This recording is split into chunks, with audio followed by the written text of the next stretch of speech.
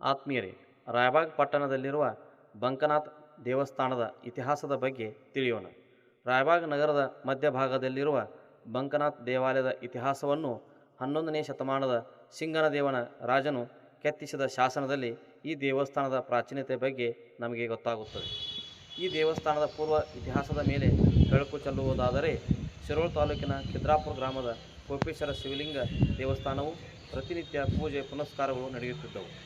ಇದರ ಪ್ರಸಿದ್ಧಿ 4 ದಿಕ್ಕುಗಳಿಗೂ ಹರಡಿತು. ಹೀಗಾಗಿ ಶಿವಭಕ್ತರ ಸಂಖ್ಯೆ ಹೆಚ್ಚಾಗತೊಡಗಿತು.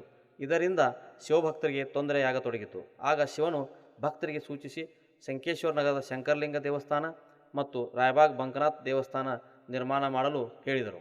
ಆಗ ಭಕ್ತರು ಈ ದೇವಸ್ಥಾನಗಳನ್ನು ನಿರ್ಮಾಣ ಮಾಡಿದರು.